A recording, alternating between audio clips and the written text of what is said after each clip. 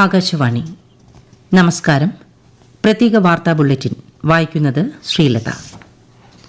ഒഡീഷയിലെ വ്യാപാരികൾ, കർഷകർ തുടങ്ങി എല്ലാ വിഭാഗം ജനങ്ങൾക്കും ഉപകരിക്കുന്ന പദ്ധതികൾക്കാണ് തുടക്കം കുറിച്ചിരിക്കുന്നതെന്ന് പ്രധാനമന്ത്രി നരേന്ദ്രമോദി. സംബാൽപൂരിൽ 68,000 കോടി രൂപയുടെ പദ്ധതികളുടെ ഉദ്ഘാടനവും തറക്കല്ലിടലും നിർവഹിക്കുകയായിരുന്നു പ്രധാനമന്ത്രി. സംസ്ഥാനത്തിന്റെ വികസനത്തിനു പുറമെ യുവജനങ്ങൾക്ക് കൂടുതൽ തൊഴിലവസരങ്ങൾ ലഭ്യമാകാനും പുതിയ പദ്ധതികൾ സഹായകമാകുമെന്ന് പ്രധാനമന്ത്രി പറഞ്ഞു.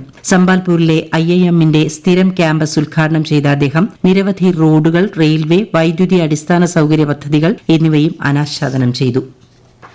പ്രധാനമന്ത്രി നരേന്ദ്രമോദി നാളെ അസമിലെ ഗുവാഹട്ടിയിൽ 11,000 കോടി രൂപയുടെ പദ്ധതികൾക്ക് തുടക്കമിടും. ദക്ഷിണേഷ്യൻ ഉപമേഖലാ സാമ്പത്തിക സഹകരണ ഇടനാഴി കണക്ടിവിറ്റിയുടെ ഭാഗമായി 38 പാലങ്ങൾ ഉൾപ്പെടെ 43 റോഡുകൾ നവീകരിക്കുന്നതിനുള്ള 3,400 കോടി രൂപയുടെ പദ്ധതികൾക്കും അദ്ദേഹം തറക്കല്ലിടും. ജീവിതത്തിലുടനീളം ചെയ്തിട്ടുള്ള സേവനങ്ങൾക്കും ആദർശങ്ങൾക്കും തത്വങ്ങൾക്കുമുള്ള ബഹുമതിയായി ഭാരതരത്നയെ കരുതുന്നുവെന്ന് മുൻ ഉപപ്രധാനമന്ത്രിയും മുതിർന്ന BJP നേതാവുമായ LK അഡ്വാനി. ഭാരതരത്ന അദ്ദേഹത്തിന് നൽകിക്കൊണ്ടുള്ള പ്രഖ്യാപനം വന്നതിനു ശേഷമുള്ള പ്രതികരണത്തിലാണ് അദ്ദേഹം ഇക്കാര്യം പറഞ്ഞത്. പണ്ഡിറ്റ് ദീനദയാൽ ഉപാധ്യായ, മുൻ പ്രധാനമന്ത്രി അടൽ ബിഹാരി വാജ്പേയി എന്നിവരെ അദ്ദേഹം അനുസ്മരിച്ചു. ഇത്തരമൊരു ബഹുമതി നൽകി ആദരിച്ച രാഷ്ട്രപതി ദ്രൌപദി മുർമു, പ്രധാനമന്ത്രി നരേന്ദ്രമോദി എന്നിവരോടുള്ള നന്ദിയും അദ്ദേഹം പങ്കുവച്ചു.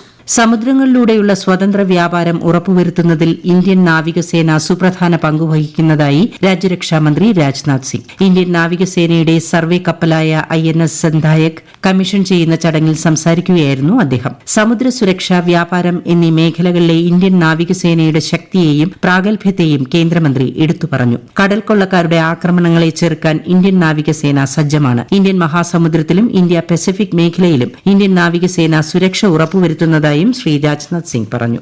യുവാക്കളുടെയും സ്ത്രീകളുടെയും ക്ഷേമത്തിനായി കേന്ദ്രം നിരവധി പദ്ധതികൾ നടപ്പിലാക്കിയിട്ടുണ്ടെന്ന് കേന്ദ്ര സഹമന്ത്രി മീനാക്ഷി ലേഖി. യുവജന ദിനാഘോഷ പരിപാടിയുടെ ഭാഗമായുള്ള എവേക്ക് യൂത്ത് ഫോർ നേഷൻ യുവസംഗമം കോഴിക്കോട് തളി ജൂബിലി ഹാളിൽ ഉദ്ഘാടനം ചെയ്യുകയായിരുന്നു കേന്ദ്രമന്ത്രി. വിവിധ പദ്ധതികളുടെ പ്രയോജനം കേരളത്തിനും ലഭിച്ചിട്ടുണ്ടെന്നും ശ്രീമതി ലേഖി പറഞ്ഞു. 2047 വികസിത ഭാരത ലക്ഷ്യത്തേക്കുള്ള പ്രയാണത്തിൽ യുവാക്കൾക്ക് പ്രധാന പങ്ക് വഹിക്കാനുണ്ടെന്നും മന്ത്രി അഭിപ്രായപ്പെട്ടു.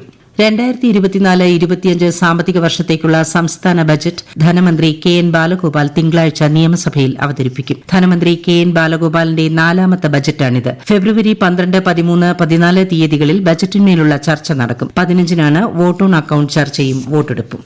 വിശാഖപട്ടണത്ത് നടക്കുന്ന ഇന്ത്യ ഇംഗ്ലണ്ട് 2ാം ക്രിക്കറ്റ് ടെസ്റ്റിന്റെ 1ാം ഇന്നിംഗ്സിൽ ഇന്ത്യയ്ക്ക് 143 റൺസിന്റെ ലീഡ്. 1ാം ഇന്നിംഗ്സിൽ ഇന്ത്യ 396 റൺസ് നേടി. മറുപടി ബാറ്റിംഗിനിറങ്ങിയ ഇംഗ്ലണ്ടിന് 253 റൺസേ നേടാൻ സാധിച്ചുള്ളൂ. 2ാം ഇന്നിംഗ്സിൽ ബാറ്റിംഗ് ആരംഭിച്ച ഇന്ത്യ വിക്കറ്റ് നഷ്ടമില്ലാതെ 28 റൺസ് നേടി. ഹൈദരാബാദിൽ നടന്ന ആദ്യ മത്സരത്തിൽ ആതിഥേയരായ ഇന്ത്യയെ 28 റൺസിന് പരാജയപ്പെടുത്തിയ ഇംഗ്ലണ്ട് 5 മത്സരങ്ങളുടെ പരമ്പരയിൽ 1-0 മുന്നിലാണ്. ISL ഫുട്ബോളിൽ ഈസ്റ്റ് ബംഗാൾ ഇന്ന് മോഹൻ ബഗാനെ നേരിടുന്നു. ഉച്ചയ്ക്ക് നടന്ന മത്സരത്തിൽ ബംഗളൂരുവിനെ 1-3 ഗോളുകൾക്ക് പഞ്ചാബ് പരാജയപ്പെടുത്തി.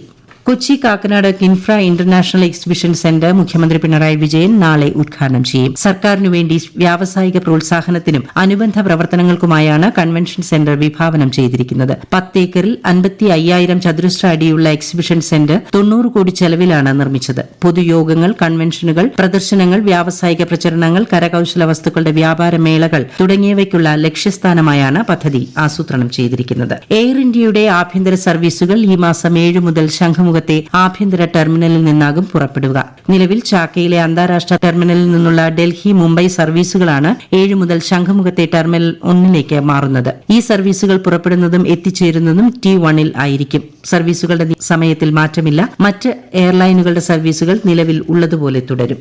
കോഴിക്കോട് നഗരത്തിന് മെട്രോ റെയിൽ ഗതാഗത സംവിധാനം വേണമെന്ന് അഭിപ്രായം. മന്ത്രിമാരായ PA മുഹമ്മദ് റിയാസ്, AK ശശീന്ദ്രൻ എന്നിവരുടെ സാന്നിധ്യത്തിൽ നടന്ന യോഗത്തിലാണ് അഭിപ്രായമുയർന്നത്. കോഴിക്കോട് സമഗ്ര മൊബിലിറ്റി പ്ലാനിന്റെ കരട് റിപ്പോർട്ടിന്മേലുള്ള ചർച്ചയാണ് ഇന്ന് നടന്നത്. നഗരത്തിൽ വിവിധ ഘട്ടങ്ങളിലായി വിഭാവനം ചെയ്യുന്ന മെട്രോയുടെ ആദ്യഘട്ടത്തിൽ ആകെ 27.1 കിലോമീറ്ററിലാണ് നിർമ്മാണം നടത്തുക.